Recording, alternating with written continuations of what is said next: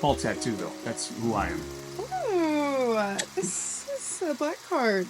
Oh no, I'm sweet. I'm broke. This is just my information. Yeah, I just make it so no one throws it away. Oh. What's up, guys? When it comes to business cards, you got people that say they're worth it, you got people that say they're not worth it. But here's how I got over 100 people to ask for my business card. What I want to do is mimic a real American Express card. So what I did is just replace American Express with my team. Kept the same look of the chip, my name down here.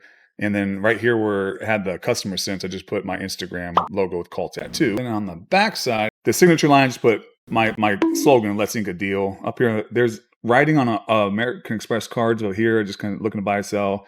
Phone number, email, my brokerage is underneath here, and my website, CallTattoo. So the back of it looks like the real American Express black card. The purpose of all this is you don't want someone to throw it away. And for you struggling agents that don't make money yet, you just hide it in your wallet and it looks like a black card. See? Why would anyone want to throw that away?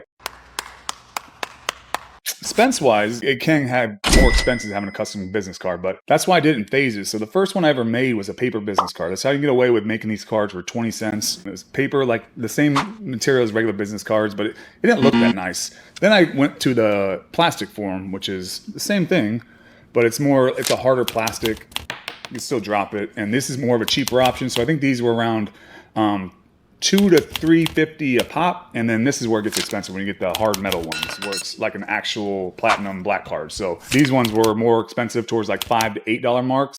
I'll pay for my order with my American Express Platinum card. So where it all started, 3 years ago, I went to my first big realtor event. It was called Family Reunion at KW. There's tons of agents nationwide that are there, and everyone, it's a big referral source, and that's what all of us agents want. We want referrals from everybody else, right? And at that time, I just had those paper business cards that everyone has. I was handing them out, get everyone else's information, walk around. And later on that night, when you go out to the casino, because it was in Vegas, you just see business cards everywhere. Like I had a bag full of them. They were all over the floor. They were in the bathrooms and the trash cans. And I was just thinking like, damn, I want to make a business card that's impossible to throw away. And I was looking at a trash can that had business cards in there. What card would I pick out of there? And I think that's kind of important to see like what makes you want to grab something, right? Because my old business cards, they were paper, but they were colorful and bright, and I thought everyone would want them. No, they were in that same pile. So when I started thinking, what would a card nobody would throw away? And that's when it sparked. It was like, if there was a debit card in there, nobody would throw that away, right?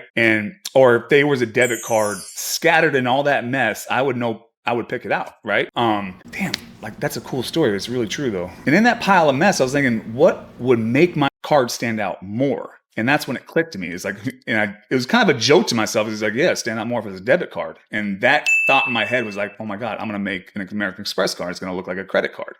Cut to the very next year, I only got 100 of these made, all gone in the first 4 hours of Family Reunion. There was 20,000 agents there. When you start giving out cards like that, they're so memorable when people are like looking and they're like, you just gave me your credit card. I'm like, no, it's my business card. Then their friends were asking. Then people in their brokerage say, oh, can I get your card? Can I get your card? And that first day I handed out all my cards. And that's how it sparked me. I was like, damn, I got over 100 people right now that have my business card that they're not going to throw away. Branding to me is a verb. It's an action word. So I can constantly be branding. So when people always have my card on them, I'm always branding. Best part about it is when they show people. This is a card that everyone shows everybody when they have it on their wallet and they're like, dude, look at this card I got from so-and-so. It doesn't matter. When you get people to talk about you when you're not around, that's when you're winning at marketing. What you want to do is you want to take in mind the psychology behind the card, right?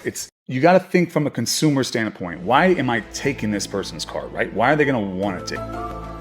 Put yourself in the shoes of the person you want to give your business card to. What do you want that to represent? What is this for? Is it for later? Is it for now? Is it for you're always going to be remembered by this person to start a conversation? Either of those are winning, because when you think about it, business cards are a dying breed. Like no one likes using them. They all have the tap thing. They all have the let me send your information. If you're at an open house and you're afraid to give out your business card, what do you think it's going to be like when you ask for someone's information? Not everyone wants to give the information. And what's the knock on business cards? No one's going to want it. They're going to throw it away. That's what you have to have in your head when you're making your business card. That's why I said make it so you don't throw it away. But now put yourself in the consumer's shoes. Why are they going to have this card, right? What am I trying to give to them? Am I trying to have it so it is a conversation starter later? Is it so they never throw it away? The point is you're always top of mind. If you have something that has your logo, your name, your phone number, something that reminds someone of you, that is top of mind. Not everyone that sells a house today and they have a conversation with you are going to remember in 2 weeks. It's going to be that thing that they pull out of their purse like, oh my God, I forgot I had this, right? Those are the moments that even if they throw it away later. It is that I forgot I had that. Now, if they had the mind of, we were just talking about buying, you're going to be that first call. If you have several conversation starters, which is what this is, after the moment I hand this to someone, all I'm hoping this is a remembrance of who I am, right? So if you have something that's less likely to be thrown away or less likely to be lost or tossed, you are going to be that remembrance later on. What I'm hoping for is even a year, 2 years down the road. If someone has this for 3 years, great. Every time they look at it, every time they pull it out, if it's in the bottom of the purse and they forgot to throw it away, it's that remembrance, right? So when you have 1,000 of these in your business throughout everything you do, that's how you stay top of mind.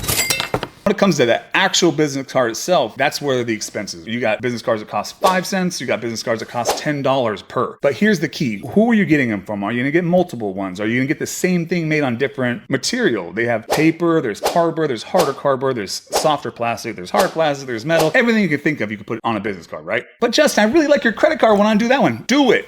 Do it! Do it on paper first. If you have a paper one, like regular business card material, it's not going to look the same, but it doesn't matter. If you're just starting your career, if you're in that slump of a month, I want to have a piece of my business that everyone thinks about when I'm not around. If you're just starting in this and you don't have expenses, put it on a regular business card. You can make this with a regular business card. That's what's going to drive the business, is giving 100 of those out, 200 of those out. And when you start getting closings, budget the money aside to upgrade. When it comes to agents, you guys are at events all the time. You guys have social events you do with your family, personally. You have events you go to real estate agents. Mold your card around your event. Remember, business cards are for you. It's your picture, your information, everything about that thing's for you, and you're giving it to somebody else. Why do they want it? It's not just the way it looks. Are you a degenerate gambler? Make it look like a lottery ticket. So when you scratch it, say, congratulations, you can buy a home with me. Where are you going with it? If you have season tickets to a basketball game, make your card a basket, like you're a playing card. And that's your conversation starter to the people that are around that event. Are you in car clubs? You go to the weekend car meets. Make your business card your driver's license. Make it look like a driver's license. And now when you're handing it to them, it's molded around the event you're at. It's molded around what you do already. If you go to the PTA meetings, make your card like a school ID card, that same school that you're giving to the teachers. Are you an alcoholic? Make it look like a folded $100 bill. You can still use it in the same paper form. And that way, when you go to the local Hooters and you throw it on the table, like she thinks she tipped her $100. Like, no, sweetie, just want to help you buy or sell a house. If you're one of those people that say, Justin, you already did the credit card, I don't want to do the same thing.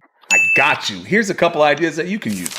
Uno card. You can use the numbers. You can use the one card and say, I'm your number one agent, whatever. You can use a reverse card. You can see if you can play on words. Take some of these cards, take some of these things. Because what I did was I just looked at the card and said, well, how can I mimic this in a real estate fashion? So reverse, skip. Can you do a play on words that makes sense to somebody as when you hand it off, right? Basketball card, baseball card, whatever sport you like. Have your stats in the back with some maybe houses you sold in the neighborhood, your phone number, email, all that stuff. You can either replace your face with an actual playing card of somebody, or you just use your whole pick and you're the playing card. Either way, driver's licenses, social security cards, anything that you look up on the ground, you would pick that up. That's someone going to see your information right there, and they keep it or not. But it's something that the business card, if someone doesn't want it and they do drop it, someone else is going to pick it up because it looks like a credit card. Monopoly. You can use the railroad. You can use the chance card. Like, don't take a chance with a shitty agent. I'm just kidding, but you guys get the point. Take the real estate form into something that you know would get the attention. So what do you want to hand off somebody that you can make that real estate related? Even if it's not a business card, you're not the type that wants to carry a business card, but you like that idea. Open houses. If you have an open house, and let's say you're at Brokered Opens, it's a nice listing, you want to go door to door and hand out the open house flyers that just got a listing in your neighborhood. Have a property card that looks just like a boardwalk and it says the street of that neighborhood. Whether it's something that's going to start a conversation later. Like a lot of the people that gave my business cards, they came up to me and asked for one because they heard it from somebody else. The best part, you don't need one type of business card. You can have several different ones. Here's the one I take to events when I'm going on. Here's what I give to just people at an open house. Think about where you're going, what you want to do, who you're giving it to, because those are the things that's going to make you think, how do I get more out of it? And that's what you want to keep doing. How do I get more out of this? This business card, how do I get more out of it? Oh, I can make it bright, more eyes, right? I can make it feel different. People are just like looking at it when they grab it. I can get it so people don't want to throw it away, like what I did. Maybe it's a business card that has something on the back that they can turn in for something. Now, I'm not just telling you these stories to talk about myself. This is what I want you to do. Anything I tell you on this page, anything I tell you to use it your own. I don't care if you mimic it, copy it. That's cool. Take anything you want. But yeah, you don't have to go all out. A lot of people think, oh my gosh, I don't have that great of an idea. idea. I'm not going to do it yet. Do it. Change it now. If you can get people to talk about you when you're not around, you're winning. Whether you're going to do metal, plastic, the paper, do it now. Get people talking about your business now. Get people to talk about you now, and then upgrade. No matter what you do, the point is always be top of mind. Having things in your business that is the conversation starter about you when you're not around, that's when you're winning. Well, I hope you find those tips helpful. Remember, we got a ton more coming, so stay on this page, like, subscribe. There's going to be a lot of different implementing. Remember, you guys got referrals coming to Arizona. I'm your man. Send this, share it to somebody that you think can use that tip, and I'll see you in the next one.